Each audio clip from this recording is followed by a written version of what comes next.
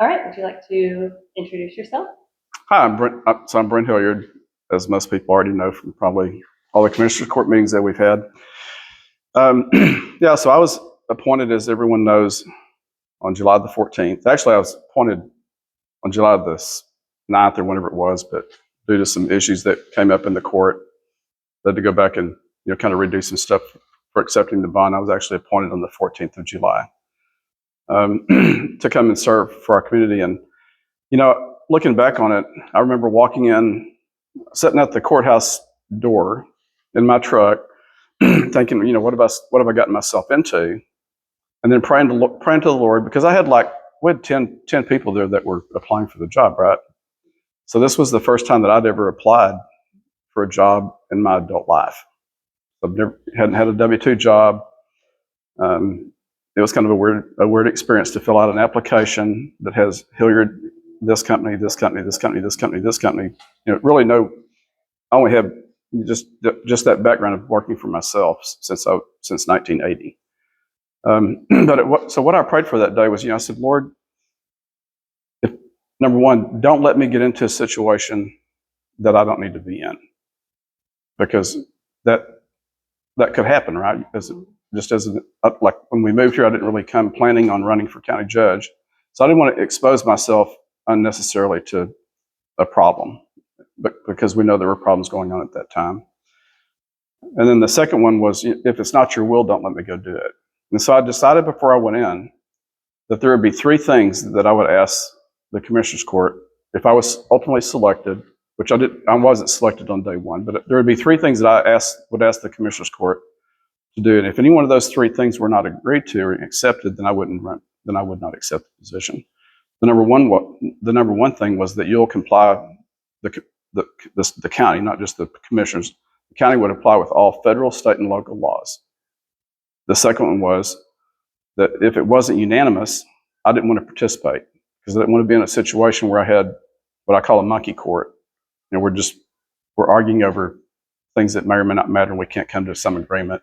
That's not to say that there would never be a disagreement, but I didn't want to end up in a situation where I was always fighting and arguing over something that really was non-consequential, or frankly was just stressful. And then the third thing was, if they didn't provide general counsel as a part of my employment, then I was not willing to accept it. And so those were the three things that it's like my bright line to say, okay, well, if they agree to these three things, then that probably means that it was God's will for me to show up here, and that's how I ended up here, was due to that decision-making process. Excellent. Well, thanks for sharing what led up to you making that decision. I appreciate that. Right or wrong, that's how it worked out. So what led up to that was, we'd had Jeremy Cook as the commissioner on the court, and then the sheriff of Brent County had also asked me to run several times beforehand. And I waited over and thought, maybe I should do it to give back to Rains County. I have a lot of prior experiences in Midland, as you know, Della. A lot of the community doesn't know about it. I've chosen not to necessarily share that with everyone, but I feel like a lot of things the planning, things that we've historically discussed together, or that's been brought up in the community, are things that I feel like I can help with in Rains County. Excellent. What do you see as the biggest challenges that you'll face in this role, and how do you plan to handle them? So I think the biggest challenge Rains County has, which really hasn't been addressed thus far in this race, is Rains County as a whole, not maybe the residents, but the transits that come through Rains County. What I see in the court that I sit in is a lot of methamphetamine use, cocaine use, alcoholism, and family violence. So those are the four things that I see in my court, and I see them routinely every time I show up for court. So as I mentioned before we started, I have around 24, depends on what the docket ends up being, because someone could cancel, but at least 24 to 29 cases this coming Tuesday that I will be hearing that are all criminally related cases, and most of those cases involve one of the four things that I just told you.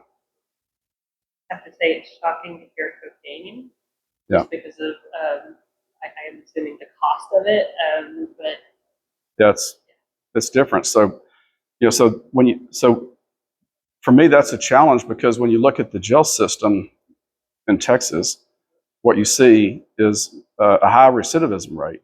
And what recidivism means that there's a high turnover. I've already seen it in my court, and I've only been here since July the 14th of this year. Where you see a person comes through, they get probation, and then they're coming right back through again over and over and over again because methamphetamine and cocaine are so addictive. Methamphetamine especially is so addictive. And so my goal is to the things that are most challenging to me are things that I can't fix or control. And so to control and fix that would mean that we need to come up with a way in Rains County to address the root cause of it. And so, I've actually looked at forming a joint task force with other counties around here, going and getting some state funding and trying to figure out how can we reduce recidivism. Another thing that we did, that I've done for Rains County through the Commissioner's Court, which was an idea that had been out there but not really been utilized by Rains County, is contacting the Andrews Center and looking for ways to allow Andrews Center to come into the jail once a week to address the mental health issues that we have in that facility, along with Hunt Regional Medical Center. So they come in every Tuesday, see the patients, address whatever their problems are. We don't give them drugs necessarily, but just go through the psychiatric analysis of it all. That's the kind of stuff that needs to be done to prevent, say, a person that's there on a misdemeanor that freaks out because they're in jail and takes a swing at a jailer, and which ends up then being a felony. So now we can't get him into any type of mental health at all, and now he's on a felony charge in another court, which is Judge Northcutt's court. And so I think that's probably the number one thing on the judicial side of it. On the normal day-to-day side of it, I think my biggest challenge will be the unity of our county. I think Rains County, notwithstanding all the efforts that I've tried to do to solve for the unification of the county, there just seemingly is an issue with getting everyone on the same page in a harmonious way that's Christ-like and not so punitive and destructive. And I kind of relate it like this. Christ was the last person that walked on this planet that was perfect. Amen to that. We crucified Christ, and he was perfect. So there has to be, and I'm certainly not Jesus Christ. And so, how do I, if Christ couldn't do it, how does Brent Hilliard as a judge do it, or how does a commissioner do it? I don't know exactly how that needs to be done, but we have to find some way to unify the public and come together, recognizing that we're all deficient in one way or another. And we need to come together as a public and say, let's put each other's deficiencies aside and figure out ways to move forward. And since that is not something that I can control, I consider that a major obstacle for me as a judge of this county. Understandable. Very understandable. Going back to the drug piece that you mentioned, it is surprising to me that cocaine is one, just because, like I said, it is more expensive and we are a poorer county. Mm-hmm. But is there any type of relationship or partnership that we could build with a rehab center? That is Andrews Center. They're coming to the. Oh, you mean on the back end? Right, yeah. On the back end to send people to get them the help. So maybe they're not referring, and that's just a side. Yeah, there is a rehab aspect to it. When you magistrate someone, you can send them to a place and require them to go through some type of rehabilitation while they're waiting to go appear before the court. Mm-hmm. And there's also rehab programs that you can ask them to attend or force them to attend, as the case may be. This would be up in Judge Northcutt's court, where you can get people to go through these programs to actually help address the problem. But if you think about an accident, if I was walking across this room and there was an extension cord that went from there over to the wall and it plugged into a big lamp or something. Mm-hmm. The best way to eliminate an accident in this situation would be twofold. One, get a better extension cord or move it closer to the wall, because then you don't have to worry about the cord catching on fire due to the overheating or whatever. The second one would be if I trip on the wire, I'm going to fall. And so what we learn in safety in the oil and gas business is you eliminate accidents by eliminating the problems that cause them. And so when you think about Rains County, it's not, if you look at, and I haven't done an analysis on this to know for sure, but when I look at Rains County in the court that I've been in, they're not always from Rains County. They're from Van Zant County. They're from Hunt County. They're from Hopkins County. They're from other places around here. They're from Dallas County. And they're coming in here. Either they're selling, whatever. They're coming to the lakes. As you know, from in the '60s when the lakes were formed, that kind of rejuvenated this whole area and helped it grow again. Well, with that growth has caused this, in part, I believe, has caused this drug problem. And then, of course, just drugs in general. So I think if we could look for a way to solve it on the front end, by better policing, having a stronger police force, a better trained police, law enforcement, not just police, but also sheriff, and but police in general, enforcement, and I think that would help solve for it. But no promises. It's just an idea. And really, in order to make that work, we'd need to get Hopkins County to do it, Van Zant County to do it. These other counties, it would require joint participation, which is something I'm working on. And I've had discussions with Judge Northcutt. So just to clarify, for rehabilitation to occur, it's typically at Northcutt's level that happens. When it's the misdemeanor level on your level, then it's not as much as something that's offered. That's just a side note. Yeah, it's available, but if it's a methamphetamine use, then it's at the higher level. So more often than not, there's that's what I'm seeing. So that's a cool partnership. Mm-hmm. Very cool. So when you step into a situation where you don't already have experience, how do you approach it and move forward? We can judge the last 7 or 8 months as a way to see how that's rolled. I was about to say you did actually do that in one of the commissioner's courts when I was talking about the abortion topic, and I was really proud that our county judge said, "Hey, let's check the law before we move forward." So I was really proud as a resident seeing that. So thank you. But is there anything else that you want to add? Well, it's so vast. It's been so vast. If you look at what I've done, or what I've had to deal with as a judge of Rains County since I've shown up here, it's been, when you speak to other judges, it's monumental. The level of issues that we've had to deal with here are, like Judge Wolf's wife. She works for me in my office. So she was married to Judge Wolf for a long time. To her knowledge, she never saw Judge Wolf happen to go through any of these issues. So I spoke to Judge Darter the other day. He hasn't seen these kind of issues run through him, through his court. He was here. He's a longtime resident of Rains County. So the challenge is here, and frankly, you can't be prepared for all of it. And that's why I determined where I came in here that I felt like as a county, looking at it, just sitting at my ranch and watching things occur, that our county government and the employees didn't fully understand what the law said. And they don't.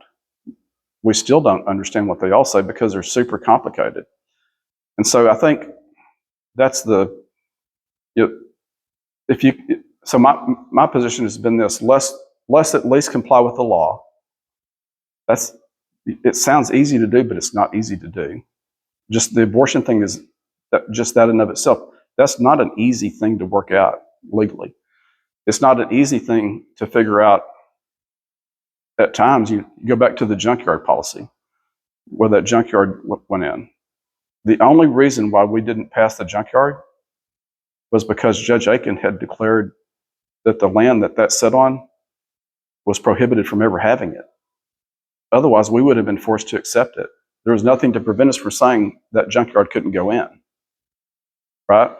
So the way that I approach problems would be to focus on whatever the problem is, and then look for the best solution for it. Whether that's going and asking for help. In that case right there, we had to go to a court record of all things. I mean, that's the last place that you would have thought to look, but that's what we did. We thought of it, we did it, and we discovered that document and it helped solve that problem for the people that were against it. It doesn't ultimately solve the problem for Waynes County because in Texas, as you know, county governments can't create law. So we can modify them. We can not modify them. We can Do it. we can maybe we can do certain things to complement it, but we can't change it. And so it really creates an issue for the county, and having that understanding is something that we're still dealing with every day. I'm not sure that it totally answers your question, but No, it does. okay. What are the limits of this position's authority, and how do you plan to work within those limits to still create positive outcomes for the county? So the county judge has very, very little authority. And I'm going to leave out the judicial side of it for a second. I can write. We'll be in the next few months. I'll be preparing a budget. I have that authority. I can prepare a budget. But just because I prepare a budget doesn't mean the county court has to approve the budget. Right. Still have to vote. We still have to vote on the budget, and so which then means that the budget gets changed. It's going to get changed to however they think that it needs to work. And so if there's 4 people up there that all agree that budget was right, then it's a budget. But they won't all agree because they didn't agree the last time we did it. In a very collective, open environment in that setting. So I can set the budget. I have a 20% vote on the budget because I'm one of 5 people that vote on it, and that's about it from the budget standpoint. For as far as declarations and stuff like that for emergency management, I can do those things. As you saw, I did one of those the other day. Excellent job. Thank you. First time in the county that we've ever collectively come together as a unit of people to say, how are we going to deal with it? I can do that, and I can do that for 7 days. I can declare a judge can declare that there's not going to be. It can declare a burn ban for 7 days. So we have this very limited authority that we can transact on if we want to. I've chosen to not necessarily do this. So like when I declared, if I go and declare something that I think is going to cost money, I always work with Tammy Bird, the auditor, to make sure that that we're in sync with one another. Because if you're going to go spend money, you have to know how you're going to pay for it. So in this case, we would have been pulling from emergency funds, which would be around $1 million that we have to go and draw from to go and pay for things like that. So that would have been a way to pay for it. So you don't want to create a problem to declare an emergency and then not have a way to go and pay for it. That wouldn't be a very smart thing to do, right? So I can do that. And then in my current role, this was something that has been granted to me, but not necessarily empowered. It's not a position. It's not necessarily an empowerment that the next judge would have coming in or not. It could even be removed from me. Is that for anyone that's not employed by an elected official, all of those officials report to me for timekeeping purposes. For timekeeping purposes only. So when it comes to their employment, their discipline, that would be like a janitor. We call them maintenance technicians. I just went blank. Whoever doesn't have, it's all those people that don't have them. So HR department and so forth. If those people have an issue, then they actually work for it. If an employee of the county doesn't have an elected official that they report to, those people report to the Commissioner's Court. As a body, we decide whether or not those employees can stay or go, or if they're disciplined or not disciplined. We do all that either in executive sessions or we do it in public sessions. So that's another limitation that I have there that would be limiting on me. So I can approve their time. I can take, assuming that the judge can do this. You've seen us where we go and negotiate a contract, and then someone has to sign the contract, someone has to negotiate the contract, and then someone has to administer the contracts. Those are things that the judge can do if they're empowered to go and do that. But again, that's with the consent of the Commissioner's Court. The Commissioner's Court could say, you know what, Judge, we're going to let you sign it, but we don't want you to we don't want to administer it. We don't want you to do that. We're going to do that together. And so for every little change that comes along, we want you to bring it up and vote on it. Does that make sense? Mm-hmm. So the way we're doing it right now is I can sign it, I can get it implemented, and my practice is this: if it involves a drastic change of a financial consideration or whatever, then sure, I bring that back to the commissioner's court. If I send it to the lawyer, there's an issue with the contract and it says this or that, it needs to say something different depending on the modification of it, then I still probably would take it back there, but it would be something I maybe, like a Scrivener's error, for example. Right. Or like whenever they said on the agenda, county judge will have all control over matters regarding who's on it. You know what I mean? Whenever I was like, Right. why is that? So Yeah. that's why that statement was there, because Right. it was the commissioner's court and you saying, are you going to handle the details, or are we going to have a meeting every time to vote on the details? That's Is right. that right? Right. Okay. Yeah. So if you think about, and the same thing with an employee, if we had, the commissioner's court can't function. Well, I guess it could function where we sit up in a room all day long upstairs, and every time a grievance comes up with an employee, we go to and we have this grievance, right? But that's not how it works. So we have an HR department. We have these departments that are set up, but at the end of the day, I'm here every day. I'm an administrator, but I'm not a decision maker. If that makes sense. So the judge is not a decision maker. That hasn't been how it's been done, but it's how I believe the law. That's what I believe the law to say is that the commissioner's court can obviate its duty to a limited extent, and I'm unwilling to let them obviate or give away, for those that don't know what obviation is, to give away that authority because they've earned that authority. That's the authority that's granted to them under the law, and I feel like they should carry out their duties under the law. And so I'm really careful about trying to step in and pull those back in for me. Another thing that the judge does is I work among department heads for budgetary purposes. And so if I'm meeting with a department head or another elected official, let's say it's the county clerk, the district clerk, or whoever it may be, then I would be, if they need something, I'd go try to help facilitate that and make it happen. But that elected official has authority over their own employees too, right? So let's say it's Laura Pate. Laura Pate can hire the people that she wants to. Still has to be approved by commissioner's court. The pay still has to be approved, but she can choose the person that she wants to go there, and she can also decide to terminate that person, which is something I cannot do. But that action would still need to be approved by the commissioner's court, ultimately, that termination. And there's probably a whole list of others, but in general, the judge has virtually no authority.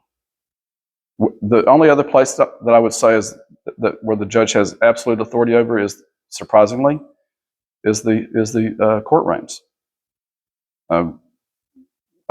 What happens in my courtroom is in my courtroom, and so as a county judge, I can decide how those courtrooms are set up. I can decide when they're used or not used. I can shut them down. I can start them up. I can do what I want to. I've chosen not to, but I've made some modifications. But as a general, those are things that I felt like I could do as a judge, and I was told that I could do that, so I am doing it. Cool. Yeah. Okay. Any questions about that? No, I think you've covered it all. I think that actually the only thing that comes to mind is, so understanding those are the levels of authority, but I've also understood through you speaking and seeing it happen that you are not just limiting yourself to, this is the areas I have authority, so I'm leaving everything else alone.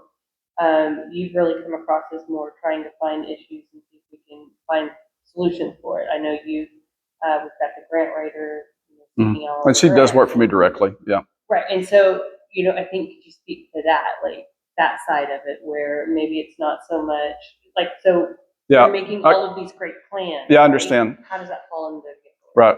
So all of us, as a matter of fact, in the commissioner's court, just to clarify, we all each have our own little responsibilities. Right. So Corey Young is over the buildings. Lori Northcutt is helping with all the interlocal agreements for the cities. Jeremy Cook works with the Sheriff's Department and does an endless number of things with EdCog.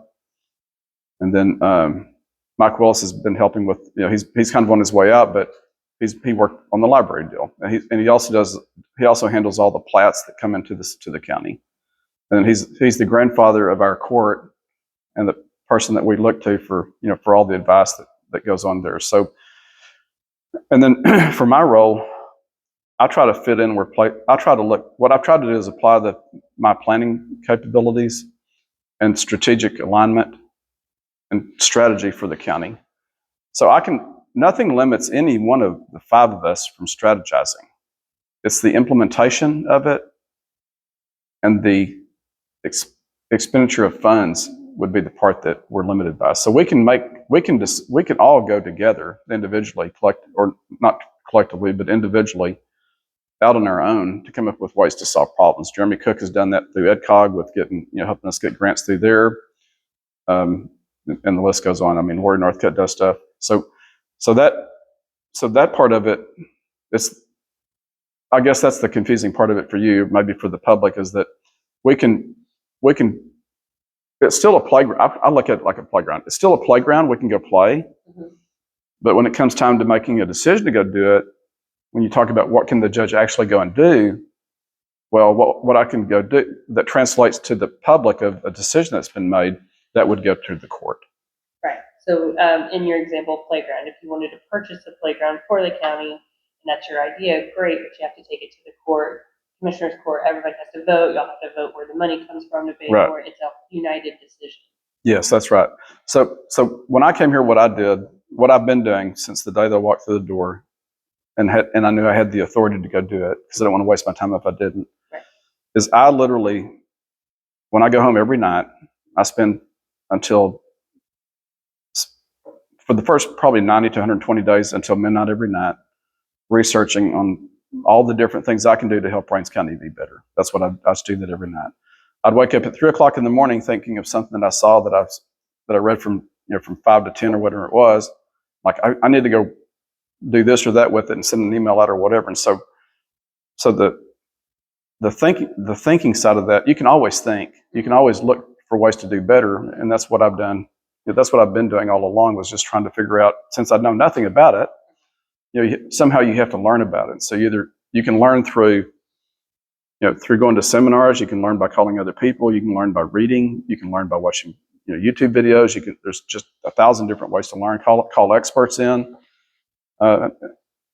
Just a lot of different ways to learn. So we're working on one now that I learned from going to a seminar. I went to up to Decatur, Texas, to see that beautiful courthouse that's being remodeled. I'm sitting there, and I heard I forget the guy's name, but he's a judge of that county, that was telling me that the National Association of Counties had been working on a grant, or was working on a grant or something like that with the U.S. government for planning. Well, I got really excited about that, because the hardest thing to find for money, for grants, is planning money. And so we have a grant that we'll be turning in. It's actually on our court this coming Thursday. And that grant is the vehicle for planning, because if you don't to go get federal funds, to go do like what we did in Midland, where you're putting up $10 million, you're getting $139, $140 million back in return for it, for bridges and roads. You have to have construction-ready projects. In order to have a construction-ready project, you have to have environmental studies done. You have to have the engineering done. You have to have all the drainage plans done. You have to have an idea that actually is functional and workable, completed. And if it's a road, you have to have the right-of-way purchased. So if you don't have all those things in place, the government looks at it and says, well, right now it's a great idea, but it's not something that we see that's going to come to reality anytime soon. Bring it back to us when it's actually a reality and you need the funding for it. This grant that I'm referring to will actually fund the environmental aspect of it. Fund if we get it approved, and it's by the way, it's much more broad than just this. It can include, like our city government, where we have a water line that's made out of asbestos pipe. We're even going to go try to seek that out, where we can maybe replace some of these pipes or expand the infrastructure in the county. So, which would be a much broader relationship with other people involved. But that's a cool grant. And then when your project qualifies, then you end up in a situation where now you can go back to them and say, okay, we've done the work, we did the planning, now give us the money to go and do the work. So it just doesn't pay for the design, engineering, and so forth, but also pays for the actual work itself. And that's good money. That's a good investment. Okay. So you've already kind of spoken to this in the middle of your answers, just speaking how you work through things. But who do you rely on for input when making difficult decisions, and how do you weigh conflicting advice? Well, the most difficult decision I would say so far that I've had would have been when I decided to come and do this. And I told you about that one, which was sitting there just praying to God and saying, Lord, don't let me do something or don't get me into something that I don't need to be in. Because at my age, I don't need to do it anyway. But I've always prayed that because we can, as human beings, my dad had a saying, be careful what you ask for because you may get it. And that's been true in my life. If I've gone and asked for work or I've gone and tried to do something, I would get it and I would do like, okay, now what do I do? So for me, what I've tried to do is surround myself with really knowledgeable people, rely on God's leadership, and bring in industry experts where necessary in order to come up with a good decision. Make sure that it's legally possible to go and do it in the case of Rains County, and then look and see can it be implemented, and then before all of that, I try to consider, is this something that the residents of Rains County would even want to do to begin with? Because we've talked about the Commissioner's Court. My relationship with the Commissioner's Court thus far has been, I applied for a job, I got it, and they hired me. So I'm almost like a hired gun. Maybe you could say that. I don't think that, but you could say that. That's why I call him my boss. But really, my boss are the taxpayers of this county. And so when I've been making decisions, and I feel like pretty much the court believes this to be true as well, we're making decisions based upon what we believe is in the best interest of our community. That's what we believe and what we want and what they want and desire. That's why I've been holding public meetings to try to understand what that is, because you and I both can sit in a room together because you're fun to talk to, and we can come up with, and you have a lot of ideas. I saw that when you were in Vatry, doing the Vatry tax. We can come up with a lot of great ideas, but it might not be things that county residents want. And it doesn't mean all of them are going to want it. It could mean that some of them, but the majority of them, we have to decide what did the majority of the taxpayers want. That's the process there. And then when you have that desire and understanding, then how do you actually fund and pay for it?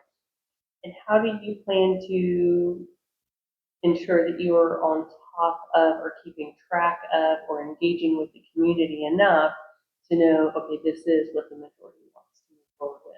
Or I've had enough conversations recently that I know they would want to move forward. How do you plan to keep those lines of communication open? So the military has a saying. Your husband was in the military. Yeah. He can affirm this. He was in the Army. He served under General McChrystal. No plan survives first attack. My first attack to that issue right there that you just brought up, which is, how do I communicate with the public, were these meetings, these public meetings. I prepared for 80 people to show up at each meeting. I was so excited we'd have 80 people show up. I was praying for 80 people. We're getting about 20. That's not enough people. There needs to be more involvement. I've spent a lot of my personal money that I didn't need to spend. I spent the money that I spent on these public meetings was spent really because I'm the county judge and I wanted to know and I wanted to see if it would actually play out or not. But really what I wanted to understand, looking long term, is how will I be able to make the decisions for the county where I have proper involvement, when I sit down in a room to decide something, to pursue it or whatever, that the county would want it. You're going back to the grant. We can come up with a lot of cool ways to get a lot of grants. Hiking bike trails. I mean, you come up with just a whole ton of stuff. Or take the city water line. The city may not want to put any water line in. They may be happy with their, I haven't asked them yet. They may be happy with the asbestos pipeline. I don't know. But so they might not know. And so I don't have it totally, I don't know the answer fully, other than to say, I'm not comfortable making the decision by myself. I'm not comfortable with 5 people making the decision. I'd like to see a community-based decision.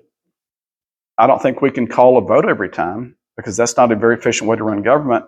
I'm already frustrated that it takes so long to get anything done anyway. Like, I would have, if I had my way and money was not a limitation, I would have waved a wand. It would already be, 90% of everything that I thought of would already be completed. But I don't get it my way. I have to do it the way we have to work through this process. So my plan would still be to have these meetings, but these meetings as they stand today aren't necessarily reflect, in my opinion, they don't reflect, even though we've had 2 meetings, so that's 40 people, but they don't necessarily reflect the majority of the people.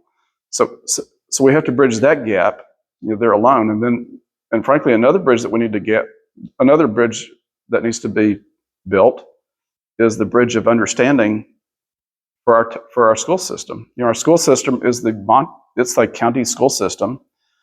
If we want young families in our community, we have to have a school, and we have to have teachers that are paid well, and we have to have a good education facility there. So how do we? And we've worked through that. I saw you working with them on that, back when they did the battery tech. So, and then even in those meetings, there's no participation. There were people going down there and saying, "I don't like this," but you can't wake up every day, come up with a decision, and have them vote on it to decide. I'm going to have them say, "I don't like that," because then, that really slows things down. So what I'd rather have people say is, "Here's what I would like to do as a county judge is," which some of this is even beyond what the county. This is just me being an active individual for the community, right? Way outside my roles of judgeship. But to say, as a community, here, let's coalesce with each other, establish unity, and then let's decide what our priorities are, whatever they may be, agree to them, and then live with what we've agreed to. Implement it. If it doesn't work, we come back and we plan again. So there would be these planning meetings that occur on a routine basis. Maybe it's quarterly, it could be monthly. We did when we did Priority Midland, and there in Midland, we did them. We had meetings every week. I think we'd wear out our electorate if we had meetings every week here. I think and then you look at it on the social media side. I've spent a lot of money on social media too. I spent a lot of money on to do a website, thinking that would help out. People really they're going to the website, but not like I'm accustomed to seeing them doing. And so we have to find, and then the newspaper, we've had ads pushing all these meetings. It's been, you can propagate out stuff as many different ways as you can think to do it. At the end of the day, it's a lethargic feedback that I think is it'll be a struggle for whoever's there. I don't think it's just me. Jay Ford held an event where there were more politicians in the room than there were people that were our voters. It's not right. It's not right. So it's just I want to try to figure out how to change that. No, that's totally fair. I think, how do you decide which issues should be prioritized when time, funding, or resources are limited? So I've talked some about that, but if you can't afford it, you don't do it.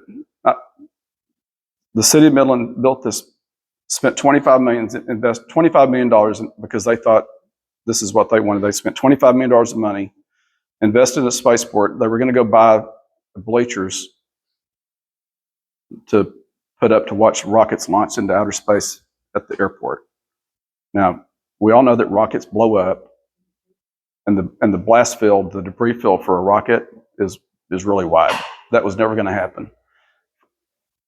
And what I told them, and what I would tell Rains County is that we have to decide what we want to be when we grow up. That's what we have to do.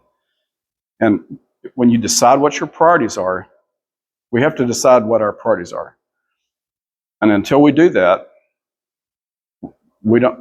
it's hard to decide what to fund. Does that make sense? That does make sense. I'll give you an example. I'm going to give you two examples. The overpass. People want an overpass. They want an overpass because of the traffic issues, but that creates problems. Well, is that the only thing that you want? It'll cost. We could make it happen. I think we could get an overpass put up, lickety split. All it takes is a couple $1 million of money to participate in the bridge. Get the city to agree to it because it's in the city limits of Emory, so they would have to agree to it because the county has no authority over city government for anything that's in the city limits. Enter it into an interlocal agreement, and we could probably get a bridge built. Would that solve the problem? Probably not, because you're going to have this big, massive bridge. It's going to put Potts and these other places out of business, or cause them to go and move. Probably wouldn't put them out of business. But then they have to get by the courthouse and those buildings there along where the Leader building is and the city hall is. I mean, so all that road would have to be expanded. That's pretty expensive. And is that really what we want? Is 18-wheeler traffic coming through the downtown portion of Midland? So, so then we look at it and say, okay, well, if we don't like that, then maybe we need to put a loop in. Well, now to put a loop in, we have to decide, well, do we want to go and condemn land? I mean, that takes some pretty big britches to go and ask people to give up their land. Like, I know it wouldn't make me uncomfortable, whether it was on my land or off my land. So, but that's why you'd have to have the community involvement to go and figure those things out. So, I think for me, there's the day-to-day things. Like I think of it like if you kind of think of it like of layers of information, layers of decisions. There's a base layer of decision making that's just fundamentally has to occur, and that's going to be all the things administratively it takes to run a county. Then there's going to be another layer that that pulls you up to say, okay, well, here's another set of things that we would like to go do that don't cost a whole lot of money, like getting grants and so forth. We can go do those things. But when it comes to really transformational things, or I'd even also include in that layer the zoning and stuff. We've talked about there's a lack of planning in Rains County for zoning, for emergency management planning, and so forth. But to go and make those plans, if you want to go make a zoning plan, you kind of have to know what you're going to be when you grow up, right? So you can't make plans unless you know as you move up the ladder and you begin to create plans that affect a broader part of the electorate of our society in Rains County, then it drives you to having to ask the voters what is it they want. What do they want to go do? Whether that's lithium, whatever it may be. Maybe we'll talk about that in a minute. But if you think about, and we actually have the control. We actually have the ability to control it. Like on my ranch, I've already turned down lithium.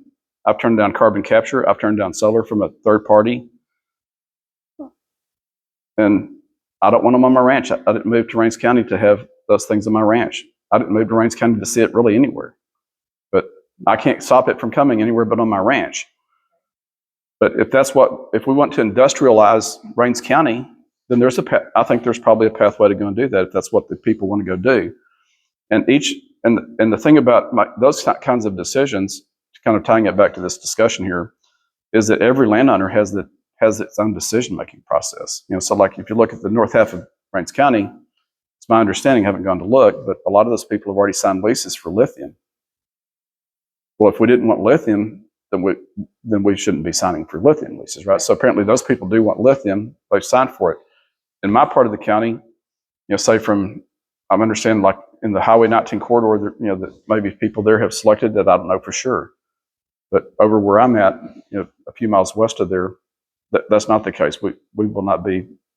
I'm not a participant of something like that, or carbon capture, or data centers, or anything else, or subdivisions. It's just like I have my ranch. I want to be there, and that's how I want to go and live. But so does that answer your question? Or you okay?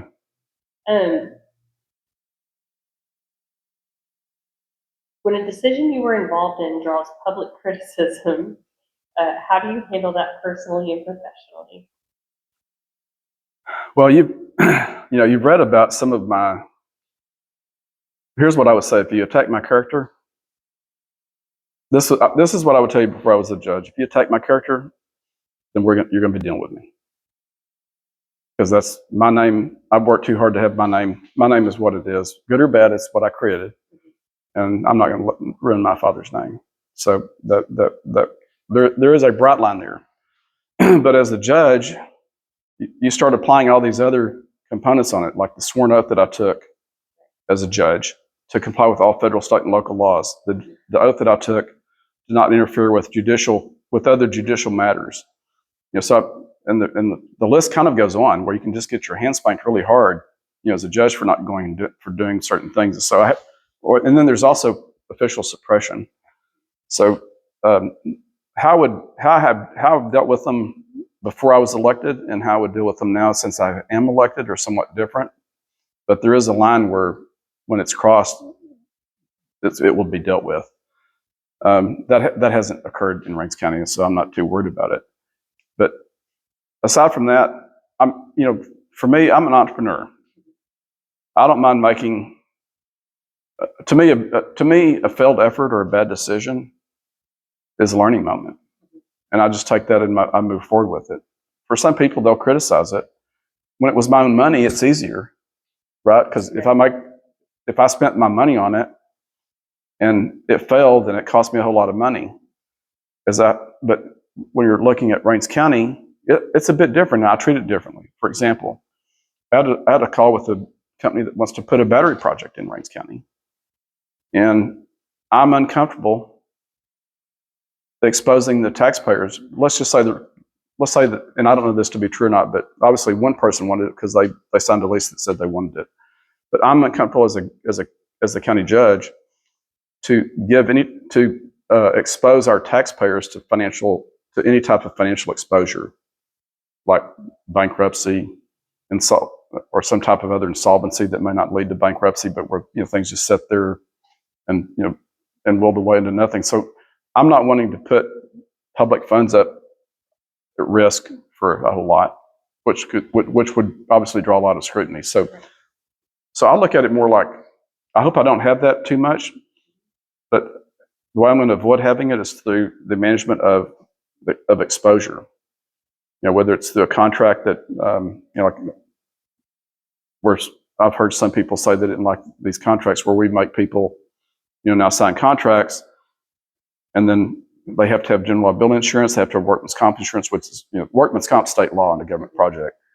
And then soon we'll have deals where we have, where we withhold money too, and I'm sure people will be unhappy about that too. But those are you just have. There's some things that you just do because, I look at it. I think in some cases it's like this: we're unconsciously incompetent about things that we don't know about, and for the things that we're consciously competent on, those are the things that maybe we complain about. I don't know, but how I deal with them, some of it rolls off and some of it doesn't. It's hard. Criticism usually occurs after the fact, so it's hard to go back and fix it. And sometimes when you're criticized, you take it and roll. The next time you look at it, you say, "Well, I remember the last time I did this, I got scolded, so I'm going to go do something different this time." That's not very technical, but it's hard. It's hard. It's hard for human beings to deal with criticism. Yeah. But I don't mind being held accountable because I hold myself to a much higher standard than most people hold me to. Tell us about a project or situation that didn't go as planned, what you learned, as well as how you recovered. I have a whole list of them.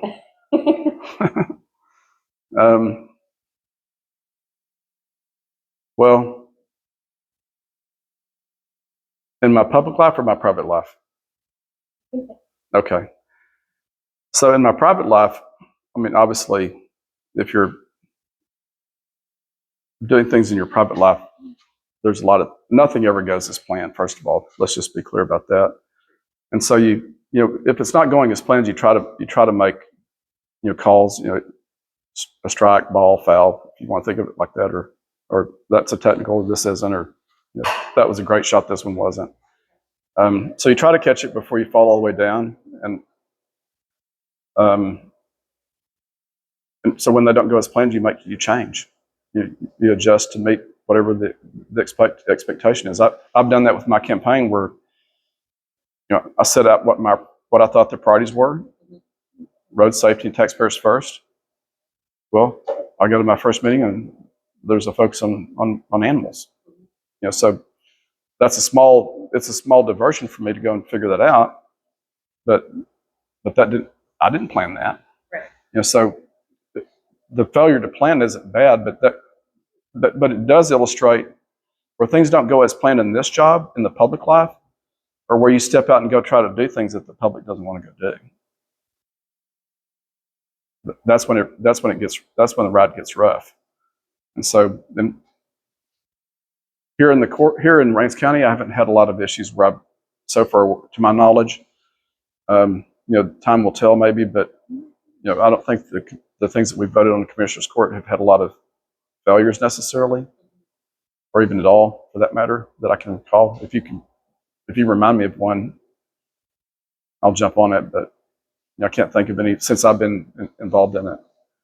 I don't think so. Yeah. The only thing I think I've had an issue with was the taxes that I've called out. So I don't think so. I'm sure other people probably feel Which taxes? When you guys raised them, you didn't raise them, you just didn't reduce them. Oh yeah. The last tax time, yeah. And we had the Contra, and it was just like, woo. But that was just again my personal opinion. Yeah, that's a hard conversation. Everything's gone up. Yeah. So. Well, and in that situation, what you saw there is the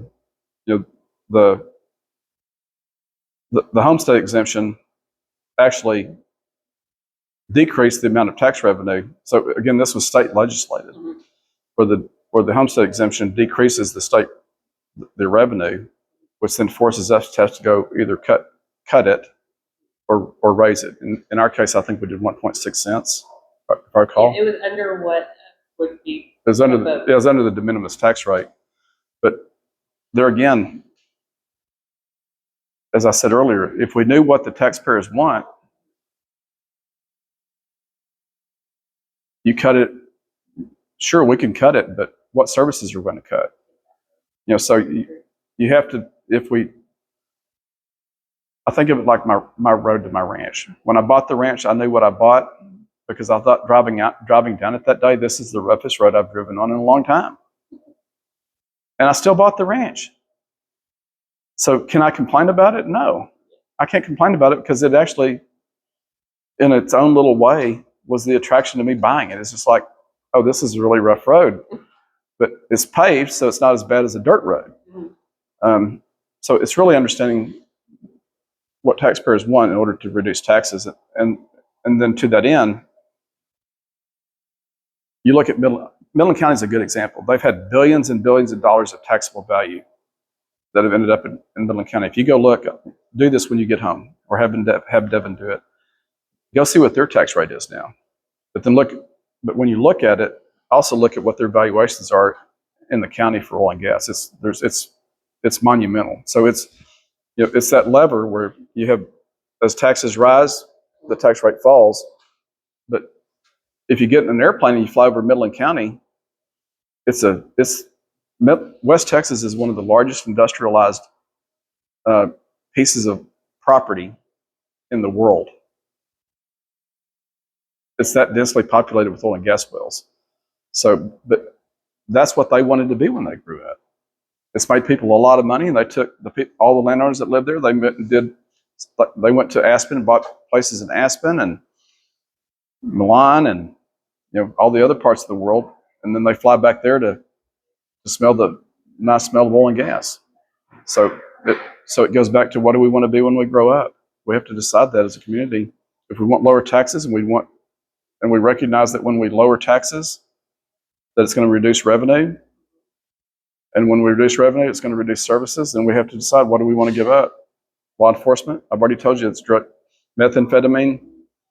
I gave you those things. A lot of family violence in Rains County. And the list goes on, by the way. I'm just stopping with those four. But there are a lot of crimes against children. And so, where do we want to stop it? Where do we want to start it at? And what's the quality of life that we want? And then at the end of the day, even though we go and make all these plans, it's coming anyway. There will be someone that walks in here, just like on a solar project. You walk up, like I was talking to a guy the other day, I'll use a battery project. They're offering $50,000 an acre per year to pay someone to put in a battery project.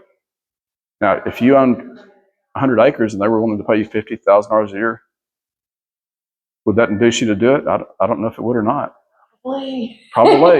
So it's a lot of these decisions that we make about our growth and about our tax rate are all driven by what the people of our county decide to do with what they have.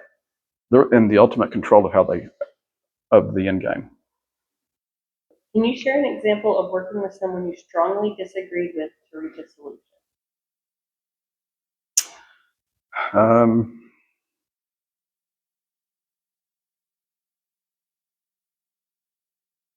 Well, if I strongly disagree, I haven't had many. I'm the kind of guy, I feel like, like I've taken a lot of heat over having Devin, and Devin's taken a lot of heat over me, but as well. So it's like we're both in the same bed together, in a sense. That sounds wrong, but it is kind of like that. But it's just who I am. Like I'm not so opinionated that I don't believe that just because I have an idea and you have an idea, I'm not one that just says, okay, we're going to do exactly how I want to go and do it. I always think there's a different way to go and do it. As an entrepreneur, most entrepreneurs have never met an idea they didn't like, right? And so the idea that we have to be so diametrically opposed to one another, to me, isn't a good situation. And that's why I like Devin. I think Devin, in these projects that I've done, I'm just saying that because you're his wife. But when I look at Devin, I think he's a smart man. He cares for the community. He thinks differently than I do, and I like that. I like the push. And I'm sure I pushed on him a little bit too. Yeah, I can honestly say I was surprised that even though Devin has critiqued some of the choices that have been made, even since you've been in office, even at the moment you were getting into office, and you still reached out in a very gentleman fashion, talked to him, and I love that. I love that you faced it and you said, hey, let's talk about it. Let's do better for the county. And it wasn't just seen as, oh, he's just critiquing me and he's just blah, blah, blah. So that did garner some respect on our side that you took the time. Yeah. I call it driving, I call what you're asking here is driving square pegs in round holes. And every time that I've driven a square peg in a round hole, I lost money. Because I'd go and meet the moment, and God didn't, there'd be two doors, and I just happened to choose the wrong one. It might have been the road less traveled by, I don't know. Going back to that point. But it's like, you choose a door and you walk through the door thinking, well, this is exactly what God wants me to go and do. I consider this one of those doors. My county role here is one of those doors. I walk through the door and I get there, and of course in the business world, I spent so much money on it. Now that I'm through the door, I've got to go make this thing work. I can't walk away from it now. But there has to be a revelation, okay, well, it's time to walk, or it's time not to walk.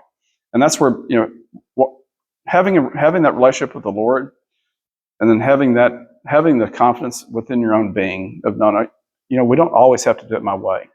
There's always a different way to carve out a deal, whether it's you're making a deal with someone or whatever, where you can come up with a deal that's structured for everyone. And I feel like that is true for most people in general, unless it's just someone that's just a total opposite, and that's just, for whatever reason, they just don't want to, they're not willing to cross. And if they're not willing to cross, I cross them off my list. Like, I just stay away from it, because I don't want to be a part. There's enough things to do without having to chase something that's just so bad that no one wants it. That's how I look at it. There's lots of choices we have. How will you handle situations where a decision could benefit someone you know personally, politically, or financially? So the way that I've done that in the past, whenever I was on the MDC, is I left the room.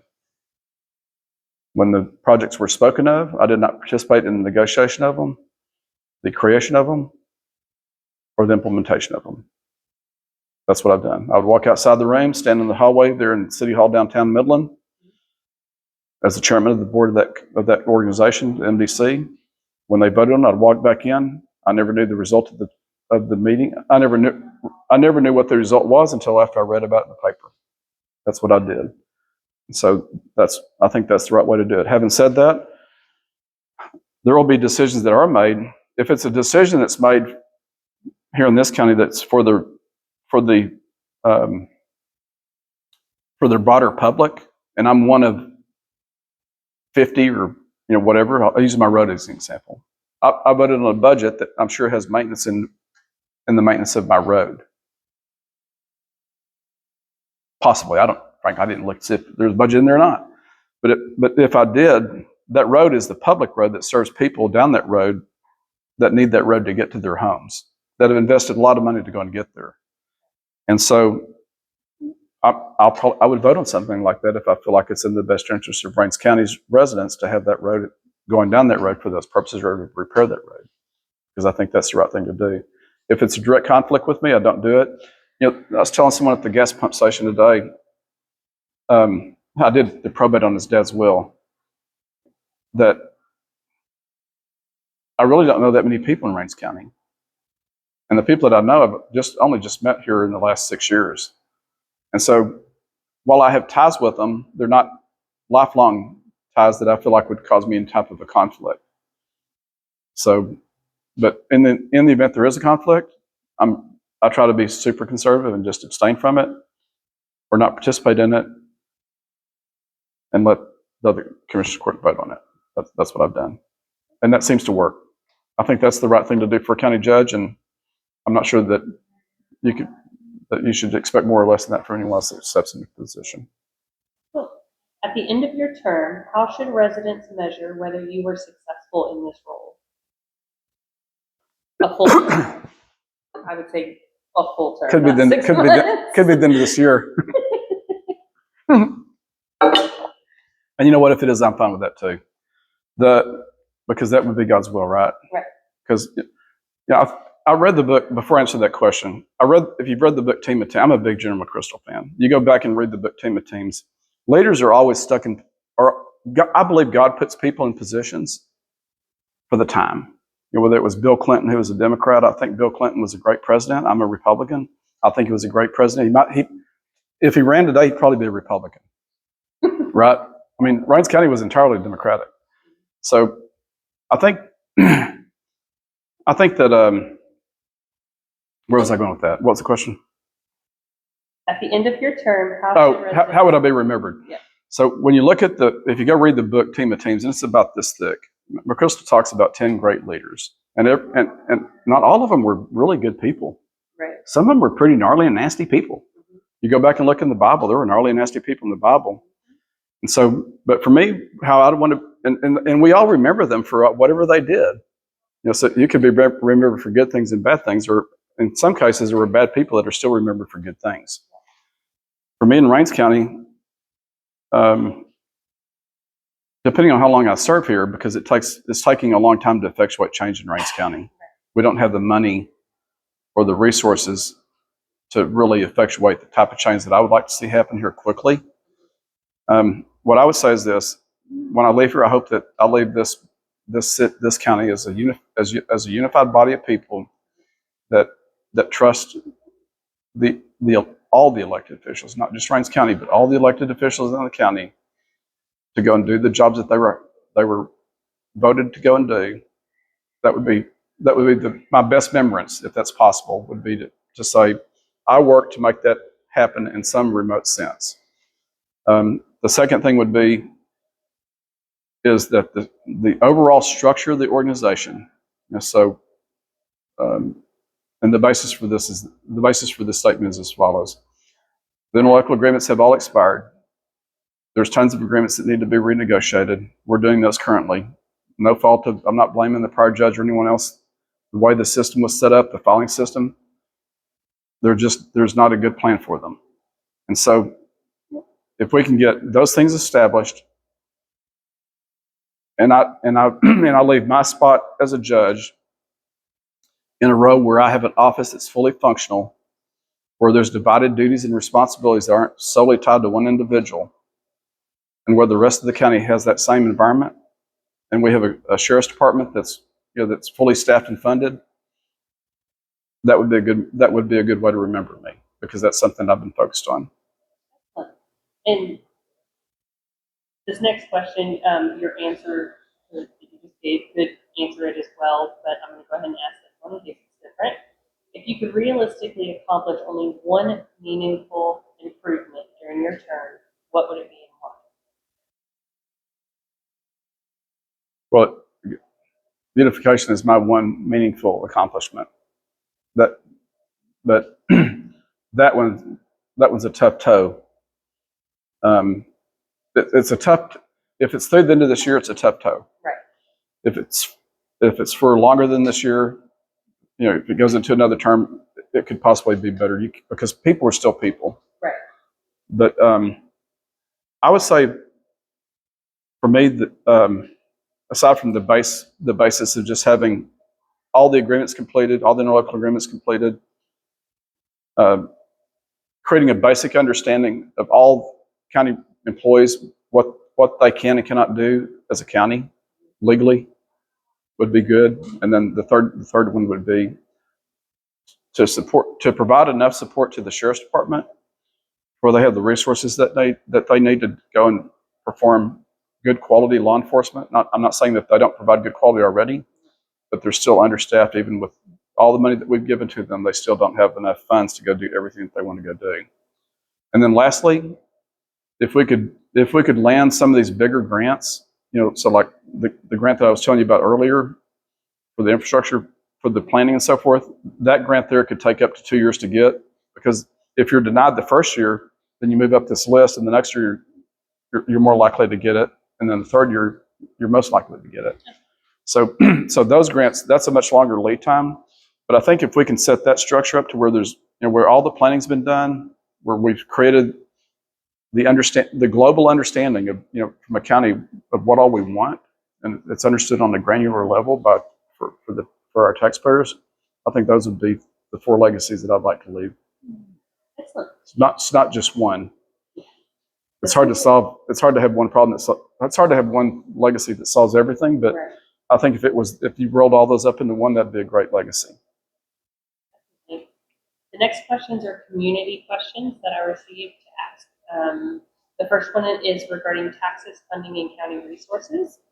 So when it comes to property taxes and appraisal oversight, what is your stance on reducing or eliminating property taxes for homeowners? And do you believe there should be limits or additional oversight on the Rains County Appraisal District and its board of directors? Well, whoever asked that question, the appraisal district is a function of the county. I mean, a function of the state. And as I was explaining to you earlier, I think if we're looking to effectuate those types of changes, we need to become hyper focused on who we're electing to those offices. And even then, we're still only going to have one vote, to really effectuate that change. Because as a county judge, really the only thing that we can do to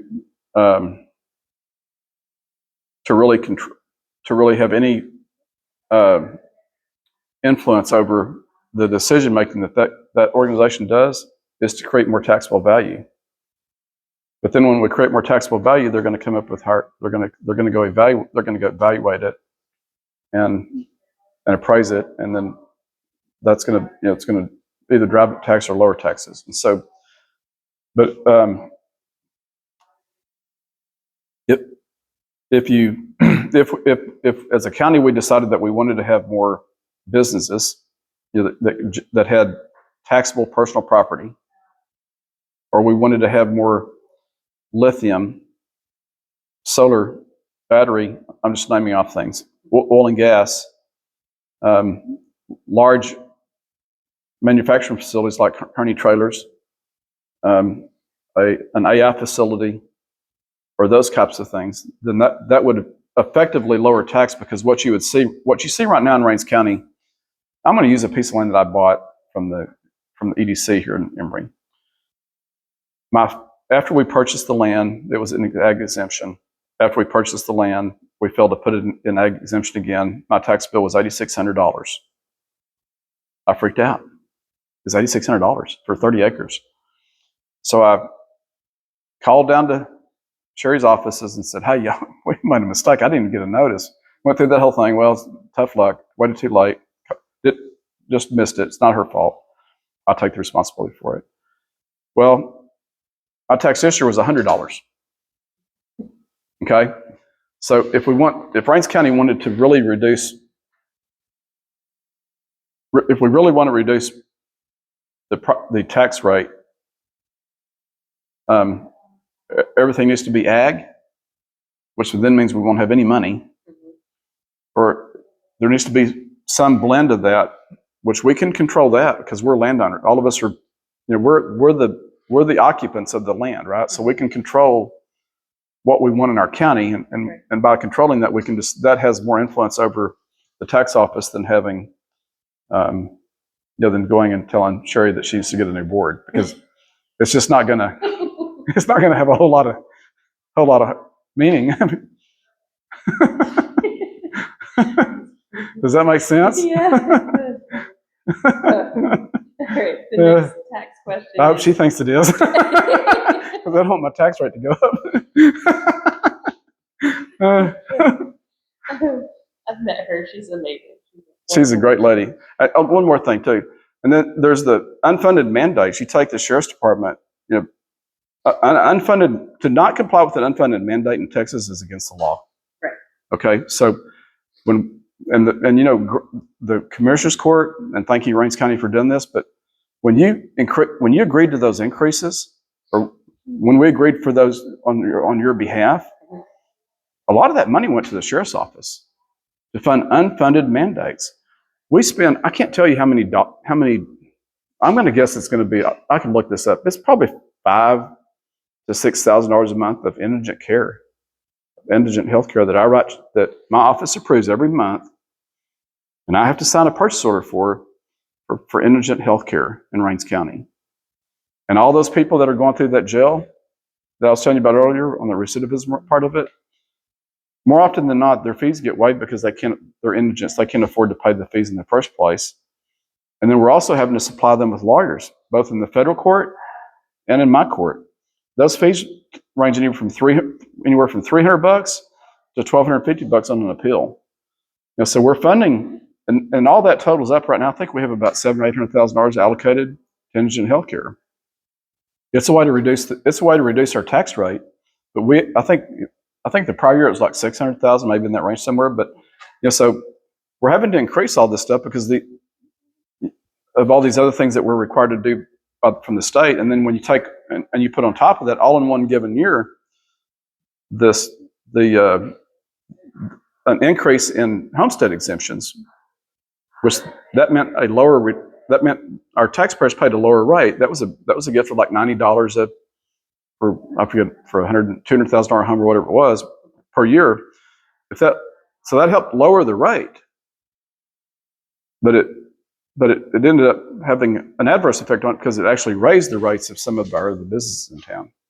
And an example that I give is a guy came into my office. He was over there in the tax office one night. I said, "Hey, tell me what you've done." He's a septic tank supplier, and he wanted me to lower the tax rate. And I said, well, he didn't like sales tax. I said, well, how does that really affect you? He said, well, I moved into the county because if I provide my service of installing these septic tanks in the county, I can save $60 a year, $60 per tank on the installation of a septic tank. So it makes him more competitive than someone that lives in the city, which I guess there's someone in the city that does that can go and install them but they have to charge the tax on it. So that's an example of how all these decisions affect each other, and property taxes are just frankly something that they're not going to, in my opinion, as much as the government tells me otherwise, or has told the public otherwise. If he replaces it with something, what will it be with? That's right, the state tax. All right, so non-tax funding for animal services. What steps would you take to pursue grants, fundraising, or other non-tax funding to support an animal control officer or animal shelter/services in Rains County? So I've looked at that. An animal shelter, depending on the size of it, and I'm not sure what the magnitude of this is, but assuming, and I'm not saying that we would do this, all right? But if this was the number one priority, like it was in the first meeting that we went to, and all of Brains County wanted to go and do that, an animal shelter can run, say, $5 to $10 million, depending on the size of it. And depending on the size of it, it can run $500,000 to $800,000 a year to operate. It's extremely labor intensive, and it's highly regulated. So, but recognizing all that, if that's what Rains County wanted, that's what we would be getting ourselves into. So if you think about the $500,000 part of that, that $500,000 to $800,000 would be a huge hit on our. We'd be either eliminating services, or we would be increasing our tax rate. I'm not even sure I'm not sure the de minimis tax rate would even last. It would have to be put out to vote for us to go do it, because we couldn't even build the facility. We'd have to have a bond to go do it. So we can't afford to go build. Frankly, we just can't do it. If we were going to go do that, actually, I think it was Shane Dove or someone had a really good idea. I think it's on y'all's Facebook page that we could take the jail and convert it into an animal shelter and then build a new jail. Now, I like that idea, but again, that requires money. Right. And I was told when I came into office that there was money to go build a jail that we could get it built 100% for free. And I've been hunting that dog for a long time. I haven't found it yet. So I think the answer lies somewhere in between. You know, if you look at what I think East Wankenee does it, maybe I know the city of Emory does it. From the time that I left that meeting that night, whenever Devin and I were in the room together, I learned that was number one, total revelation to me. I thought, I need to go do something about it. And what I liked most about the person that brought it up was they were willing to actually help pay for it. I mean, when you're willing to put your money where your mouth is, to me, that's like, oh, I'm going to go figure that out. Because if she's willing to do it, and I was talking to my sister-in-law last night. My sister-in-law is willing to go do it. She's wanting to put money in it. So if there's enough people that wanted to go and do that, then I'm willing to help facilitate it. So that would be. So anyway, we've been looking. The company that does that work hasn't called us back. They've called us back, but they're slow about giving us a contract that just shows us what the price is going to be. Mm-hmm. When I learn what the price is, we can figure out, would that actually work or not work, which is what the city of Emory's done. Or do we need to go to this other program, which really, I forget the lady's name that did this, but I mean, she's pretty intelligent, because going back to my safety analogy earlier in my discussion, she was going to the root cause of it.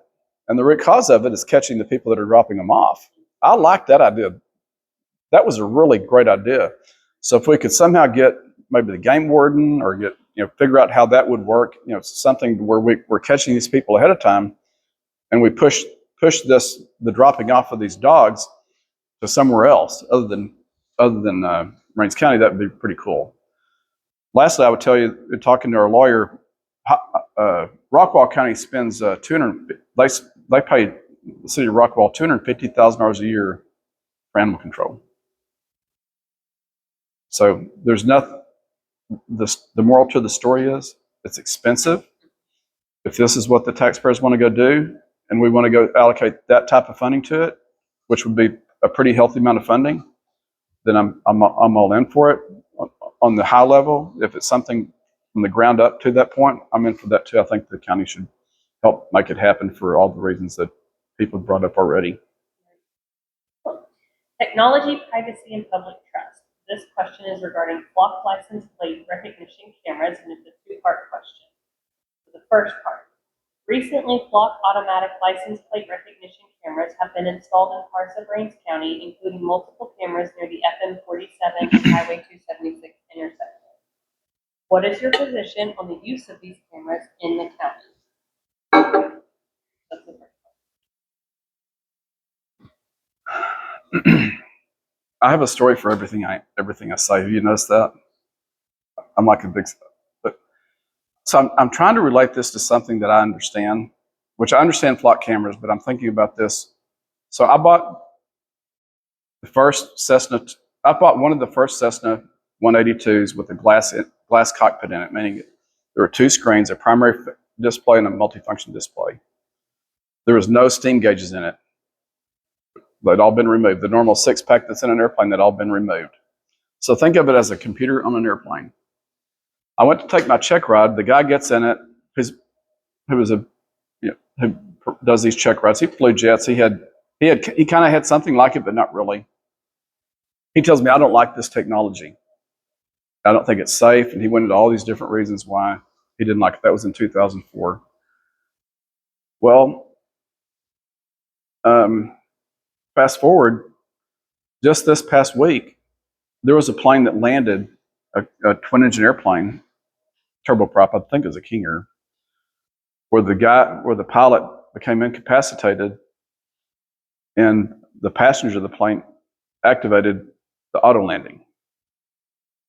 And the plane auto landed at a runway, controlled the whole airplane, and everyone was safe. Okay? So if my flight instructor, if the guy that gave me my check ride had gotten his way and we didn't have that, those people in that plane would be dead today. So I think with flock cameras, they have a place, just like that 206 had a place. I mean, the 182 that I bought with that glass cockpit, it had a place. That whole thing is made the computerization of aircraft has made that industry exponentially safer in many different ways, and also trackable, because there's far more tracking capability there. It's improved decision making. All the things that go along with piloting. For those, there's only like 4% of America. That's a bad analogy because I'm using something that only 4% of the people in America actually have a pilot's license.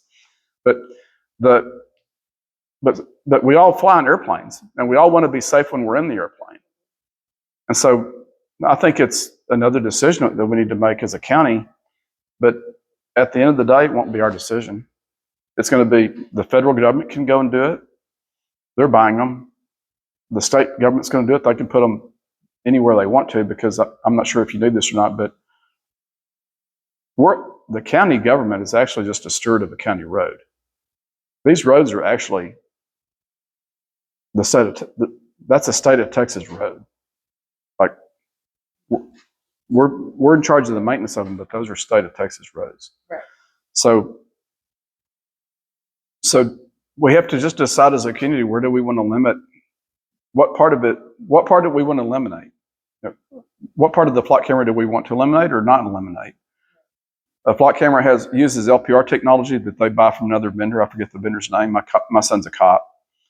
Well, these LPR cameras are on wreckers, and they'll drive around parking lots in the city of Dallas or wherever, and they see a car that needs to be repossessed. They can stop, hook onto that car, and haul it out of there. And so license plate readers have a place in society, just like flock cameras do. But then when I talk to Devin and I hear his side of it, I kind of agree with him too. Right. So how do we? I don't know how to bridge the gap, and it's somewhat unbridgeable because where's my phone? Oh, here it is.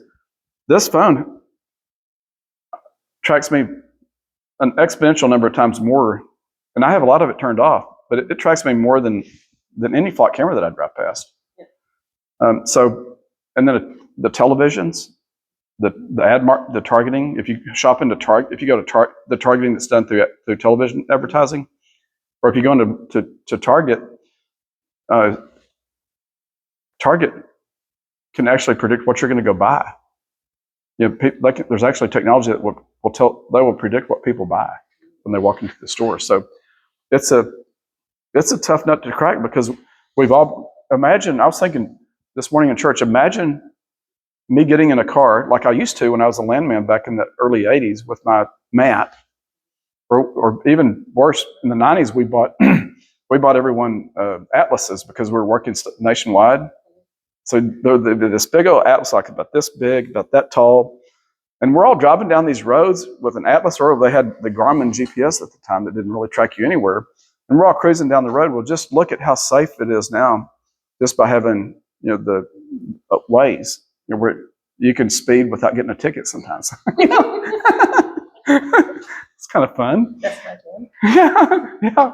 So, or not, Yeah. but not. I'm not saying that I speed, but sometimes I may. Sometimes I do. Just don't tell the sheriff. So that's a hard thing, Della. I don't know what to say about it, other than to say I've actually looked when Devin brought this up. I think there are things, and I haven't talked to the sheriff about this, but there are things that the sheriff's department there would be a potential, a possible, or I think it would be an ordinance or something, or some type of deal where we could write something that just says that we'll limit the use of it.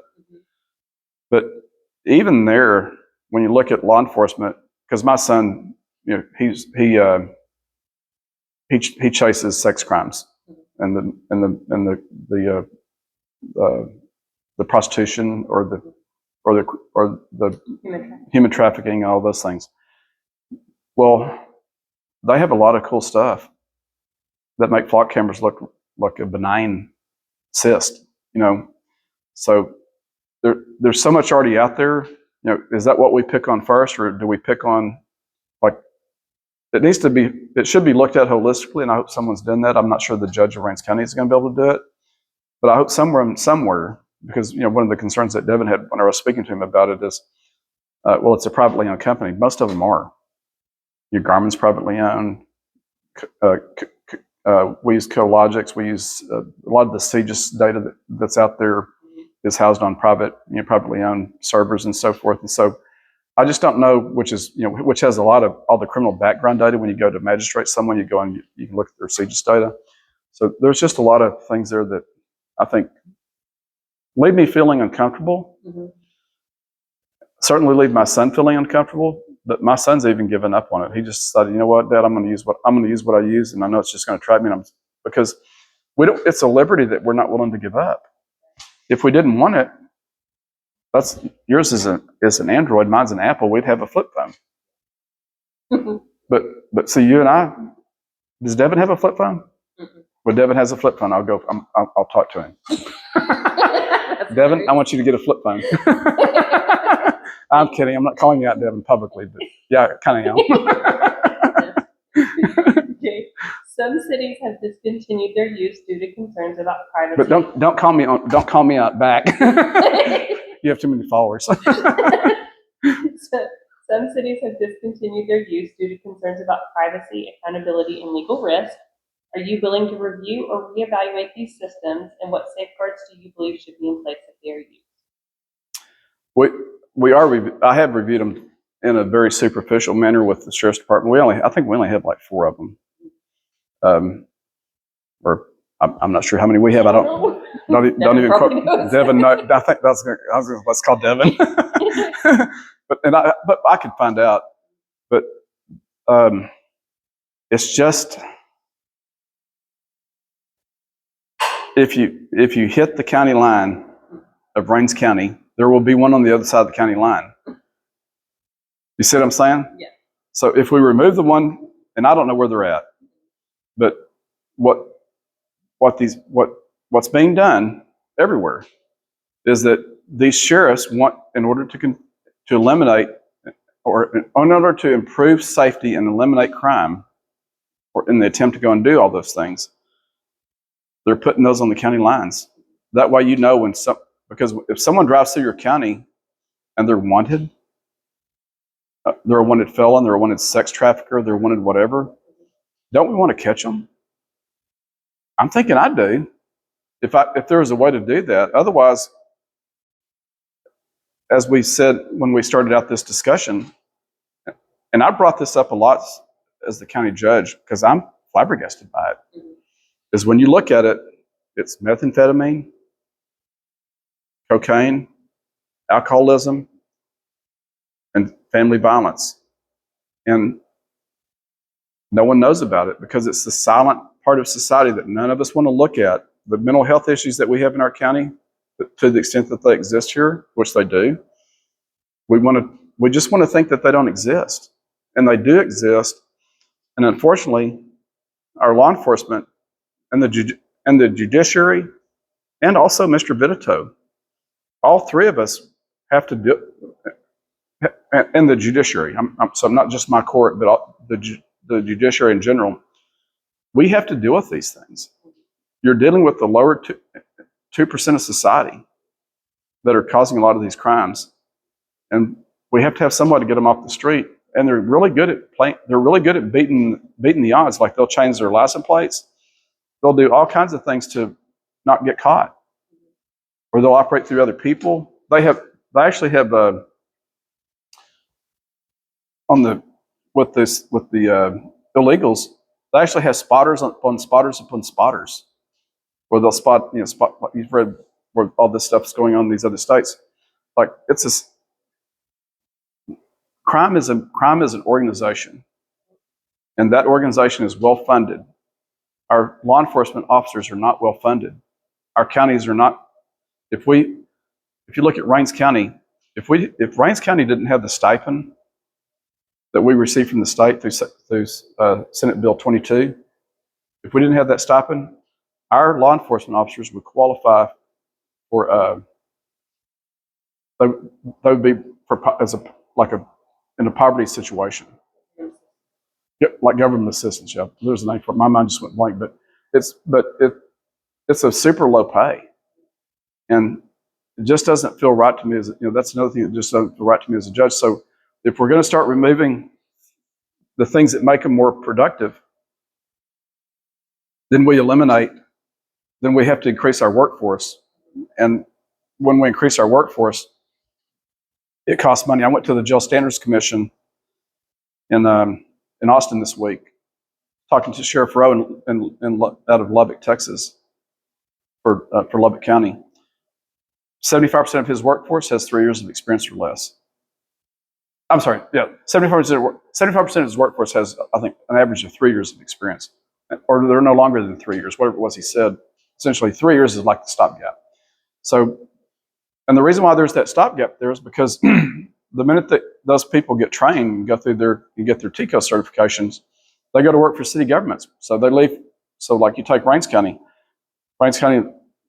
employees say gets paid $45,000 a year, or whatever it is. They can go to work for a city and get paid $120,000 a year. So if we want to keep the salaries low, then we need technology. If we don't want the salaries to be low, if we don't want the technology, then we need to be prepared to pay more money or be prepared to have more crime. It just seems to be, it seems like one feeds on another. It's a chain reaction that I don't think is easily solved for, because even counties that have big money still can't solve for it. Right. So. Last one of the community questions is regarding environmental protection and future development. So when it comes to lithium mining and water protection, with lithium mining potentially coming to Rains County in the future, what is your plan to protect local water systems and ensure residents continue to have access to safe, clean drinking water? This would be my plan. If you don't want lithium in Rains County, don't sign the lease. If you want lithium in Rains County, and not everyone has land that they can do that with. I do. I did not.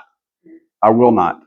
That's not a pledge. It's just saying, as long as I'm alive on my ranch, I don't want to drive out there. I have another ranch in West Texas I can go to and see all the oil and gas that I want. And you know what? I've been to that ranch 5 times since I've owned it since 2012, because it's not a place that I want to be at. Right. And I didn't move to this county to see it either. Like, I don't really want to see it. It's because oil and gas, when those leases are signed, the mineral estate in Texas is dominant. They can do anything they want to, anything, and they're not too beholding on environmental laws. So if you don't want it, don't sign for it. If you do sign for it, the landowner is the first stop to protection of our environment. Make the leases difficult. Make sure our water strata is protected, and make sure our water resources, to the extent that there's enough underground water to supply it, is there for for our community. When you look at I looked it up, and I don't know if this is true, but this is what I found, because I'm an oil and gas guy, I'm not a lithium guy. But fresh water is used to clean lithium. It takes about 20 to 30,000 gallons of water per ton to clean lithium. That's about what it takes, according to what I've read. So that's where the big use is going to be. And then I've heard people talk about the protection of the underwater aquifer. When you drill a well, if you can think of it like this, you drill a well, and this is the well bore, and then you take the straw, which is like so this is the well bore. When you drill this well bore, you take, and the hole's this big around. You drill it down, the hole's big and round. You pump semen in from the pipe down in the hole, and then you push it back up behind the casing until it comes back up to the surface. That's what they call circulate semen to the top. When that semen gets circulated up to the top, it encapsulates that pipe to where it's impervious from the environment that exists on either side of it. All right? Does that make sense? So that cement, by Texas Railroad Commission requirements, has to go through all known freshwater aquifers. The freshwater aquifer of Rains County is no deeper than 2,000 feet. And I'm being super generous whenever I say 2,000. It's probably far less than 1,500 feet. The well that's being drilled south of town is around 11 to 12,000 feet deep. Unless there was a surface casing failure uphole, which it would take a lot to get it to the surface. It's happened before, but it would be a fairly egregious intentional act for this to be true. But for that to happen to where this 1,500 feet above it is actually contaminated would almost be negligible. There would be some type of negligence involved there that would cause that to take place, because you're 12,000 feet. That's there's 5,280 feet in a mile. That's more than 2 miles of right at 2 miles underneath the ground. You're not going to get there with fresh water. Anything below that is all water that will have some type of salinity in it, and most of that water is going to be more salinous or actually less salinous than the ocean. It's still highly salty. So it'll be water that would not be consumable unless you wanted to filter it with RO water or an RO system or something like that. So I don't think the only argument on the freshwater. So I said all that to say this. As far as I know, the only argument is on the freshwater side of it for taking groundwater, producing it from a well that's in that known production level of Rains, and there's good water in Rains County underground. It's in the Triso aquifer. There's good water there, and you can get. I think I looked at some places over at a place before I bought here in over by Mineola that had a well that would produce 100 gallons a minute or something like that. So there's some good wells there, but so it'd be cleaning water, and the landowners. My whole point is it's not the crime isn't the person that's doing the drilling. I mean, they're out here doing what they think. If a lithium producer, they're not going to come back in my area because new ones made until I tell them to leave. But the people that were there know that I'm not interested. Right. So that they're not going to come knock on the door again. And then when they read what I actually require, which is going to be horrendously onerous, they won't stay there.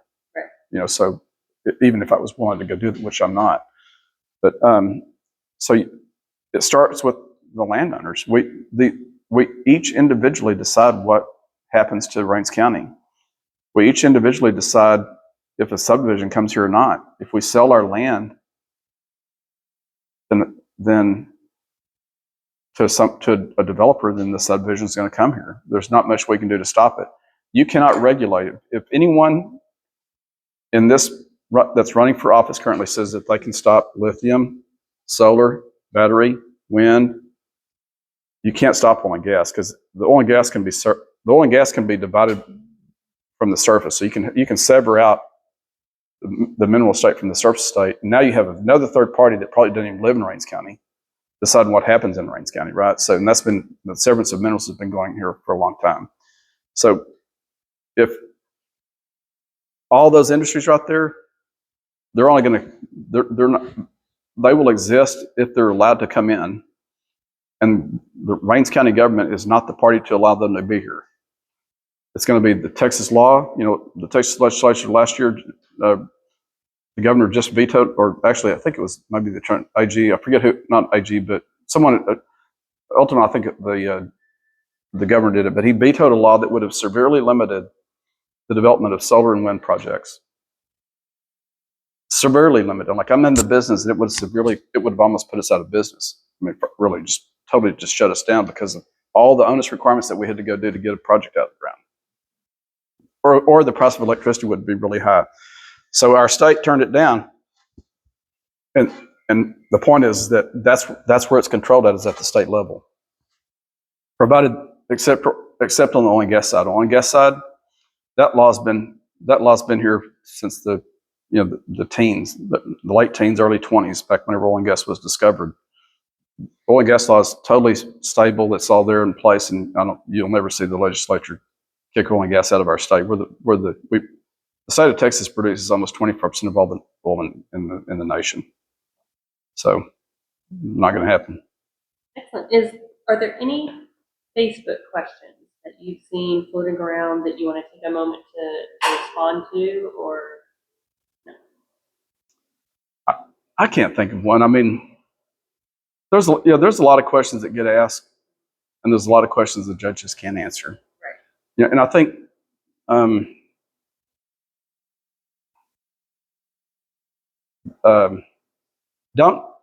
here's what I would ask the public: don't put the judge, don't elevate the judge beyond what he or she should be elevated at. Right. Does that make sense? Mm-hmm. Don't put us on a pedestal that we're not on. Right. And so I say that because if I was Terry Johnson in Midland, Texas, or I was the judge up in Lubbock, Texas, where all they do is hear probate proceedings, they don't have the same duties to the state as I do. We're a constitutional court. As a judge of this county, I have constitutional duties. In Rockwall County, there are people, highly educated people, that are running for county court at law positions 1, 2, 3, and 4. A lot of them have law degrees. There are people that just solely run just to do one function that I do in Rains County, or that the county judge does do in Rains County, which is the court that I just described to you, which would be civil, criminal, and probate. Those are the three things that I operate in. And so when you see these questions come on Facebook, there's just some questions that judicially we can't answer. Under any circumstances, we're not going to be able to answer them. And because we have to be fair and just, right? Right. So if it's no matter what I may think about oil and gas, renewables on my own land, if it was someone else's land, I have to put all that stuff aside.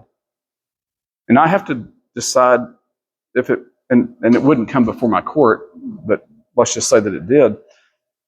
If I was Judge Aiken, I would have to decide, because that's a higher court, I would have to decide a case that could impact that somehow. And so I don't want to prejudice myself one way or the other with respect to what may appear before my court. And as a result of that, if I don't answer the question, which I'm hesitant to do in a public setting anyway, then all of a sudden, I'm going to be as guilty as a lot of other judges in the state are, which is, and I'm excluding Rains County from this, but my observation is if you look around the state, there's a lot of judges getting in trouble, a lot of commissioners getting in trouble, and they're getting in trouble because they're letting it go to their heads. This is not an ego trip for me. Like, I'm not looking to be. This isn't the Brent Hilliard show. I mean, I'm really wanting to be a humble servant that answers people's questions, but to a limited extent. If it steps over my duties and to my sworn oath that I took, I take it seriously. And I tend to be as fair as I can possibly be when it comes to adjudicating the law. And to treat people fairly. I want to treat people the same way that I would want to be treated. And so I wouldn't want to have a judge that was over a quarter that was perceived to have this control that, frankly, I don't think that I have as an authority figure, saying things that don't need to be said because it prejudiced it ultimately hurts me. It can cause me to be removed from office. It can cause me to go to jail. It can cause me a lot of things. But it also hurts other people. So I'm just not willing to go there, from that setting. If it's a business decision, if it's a, whatever, if it's the things that we've talked about today, I think for the most part, I'm comfortable answering those questions, and this will be on Facebook. But as the judge of this county, I don't intend to live vicariously through Facebook to rule the county, right? Because it's a small representation of who the county is, and the test for that was and still is. And it's frustrating, I know, to Devin, but we both show up at these meetings, and the Facebook warriors aren't coming in. So I'm not totally sold off on the idea that that I should just placate to that environment. Right. And then I've also seen this too, where people don't want to get in a fight. Right. And the people that I'm referring to isn't me, because I'm always up to a good debate. But the people that I'm referring to are just the normal person that they just want to live their lives. They don't want to live vicariously through the county judge and they want. My impression is that this county is they just want someone to go deal with the problems. We're going to hire you to go deal with it, Hilliard, and you go deal with it. Mm-hmm. I've had some people tell me, or actually tell my friends, why in the world would he want to have all those problems? Why would he subject himself to it? It takes a special crazy man to do that. Mm-hmm. But that's the attitude. It's like it's hard to be a leader, but I don't want to be elevated. But at the same time, don't elevate me to a place that I'm not at. Right. And so while it makes me feel good that they're coming in and asking, but I'm not. And you've seen even Devin has seen Christy Baker, if you're listening, she's seen it too. I'm just not willing to go and publicly answer some things because I don't think they fall within my. They fall outside my ability legally to answer them, or I just don't think that's the right place to provide the answer. And so I've stayed away from it. Fair enough. Having said that, if you have an individual question or answer that you want me to come and address individually that's specific in nature, my door, even to this day, my deal has been, you have a question, you bring it to me, or you want to talk to me, you come in. I don't care if it's the Queen of England, I'll kick her out of the office. I'll see the person that's there that's from our city, and I answer the question, and I'll bring the Queen back in if she ever shows up. But I don't feel that compelled to do that for Facebook people, because and then too, I don't know where they live. Are they even like, there's just so much you don't know about people. Right. They're anonymous. Mm-hmm. They're contentious questions that I feel like don't really deserve. And I'm not saying I'm above anybody. I'm just saying judicially, you put that black robe on, or if you have the responsibility of wearing that black robe, it's a very high calling. And frankly, it's not one that's been easily for me to stand up to. It's hard for me to envision myself with that level of responsibility. I never dreamed that I would be that way in my whole life. So a lot. I take it as a lot. Maybe and then there's others that you talk to that say, well, that's really nothing. You can just ignore all that. But for me, I see it as a high calling, and I take a lot of care and responsibility for it, so that I represent Rains County well. And I've seen that. I think I've seen that to be true. I think that's being played out. Like we go down to. I've gone now for my third time to the Jail Standards Commission, And I'm actually seeing the things that we're doing in Rains County translate into other counties like Harris County. Because I've been so transparent with the jail commission as far as our noncompliance that now when you walk in, there's just a greater degree of care that people are bringing when they come before that commission. And that I was told this last time I was there, they enjoy hearing me come to speak. I mean, but I still hope they pass me this next time around because I enjoy going down there. But that's how I want Rains County to be remembered. And even there, like we don't have to behave that way, but we do it because I'm doing it because it's a state law. Right. If you don't follow the state laws, they shut your jail down. So I'll answer to those people and provide all their answers. But for the normal taxpayer, there's just some things that we just shouldn't do, in the public, or we shouldn't ask a judge to do in the public whenever full good and well that when you're asking the judge to go and do that you're asking him to violate the law, potentially. Right. And if I feel even remotely that that's going to be the case, I will not answer the question. And so my silence speaks for itself in many cases. Good. And the final question. How long have we gone so far? Almost 2 hours. 2 hours, I'm sorry. No, you're good. I talk a lot. Is there anything else that you would like to say to the voters out there to kind of sign off this interview? Anything that you want to share with them? Last thoughts? I've said a lot today. Well, what I would say is that there's two choices. I don't know much about. I know very little about my opponent, but it won't hurt my feelings if I'm not voted in. I could go back to my ranch and watch the eagle that I drove by coming off my ranch fly around my pond. But I see a lot of opportunity for Rains County. It just depends on where they want to head to. And as I said earlier, every leader has their place and time. If I've worn out that place and time, then don't vote for me, because I don't want to be in a place where I'm not wanted. Right. And and I would, frankly, I'll even be concerned if it's really close. It'll lead me to question whether this is really what God wants me to do or not, because I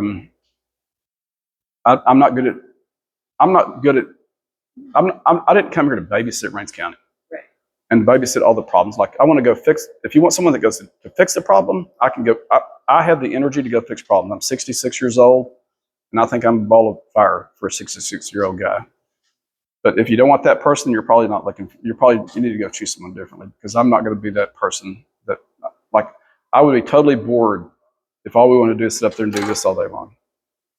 I didn't come here for that. I'm a fixer. I want to go fix things, and when I fix it, I'm even willing to stop it.